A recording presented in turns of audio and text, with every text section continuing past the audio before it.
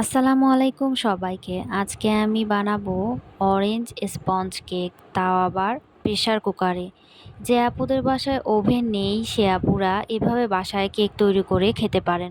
আমার কেকের জন্য লাগবে 2টা ডিম, 1 কাপ ময়দা, হাফ কাপ চিনি, 1 চা চামচ বেকিং পাউডার, 3 চামচ বাটার, সামান্য লবণ এবং একটি কমলা। প্রথমে ডিম দুটো ভেঙে ডিমের সাদা অংশ থেকে কুসুম আলাদা করে নিতে হবে। এরপর ডিমের সাদা অংশ ভালোভাবে বিট করে ফোম তৈরি করে নিতে হবে।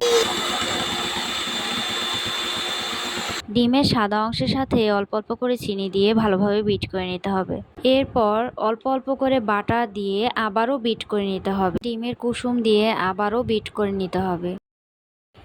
এখন সব শুকনো উপকরণ দিয়ে দিতে হবে। একে একে লবণ, বেকিং পাউডার, ময়দা অল্প অল্প করে দিয়ে ভালোভাবে মিক্স করে নিতে হবে। যেহেতু এটা স্পঞ্জ কেক, আপনার যেভাবে ইচ্ছা মিক্স করে নিতে পারেন। ভালোভাবে বিট করা হয়ে গেলে এখানে কমলার খোসা গ্রেট করে দিতে হবে। মনে রাখবেন কমলার ওপরের খোসাটাই গ্রেট করে দিতে হবে, ভেতরের সাদা অংশ দেওয়া যাবে না। সব কিছু দেওয়া হয়ে গেলে আবারও ভালোভাবে মিক্স করে নিতে হবে।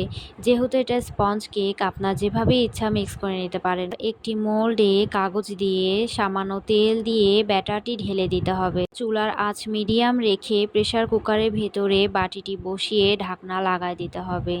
প্রেসারের শিশটি খুলে ছিদ্র অংশে কাগজ দিয়ে দিতে হবে। চুলা মিডিয়ামে রেখে 15 মিনিট পর অফ করে দিতে হবে। চুলা অফ করা 10 মিনিট পরে ঢাকনা খুলতে হবে, তাহলেই তৈরি হয়ে যাবে সুন্দর অরেঞ্জ স্পঞ্জ কেক।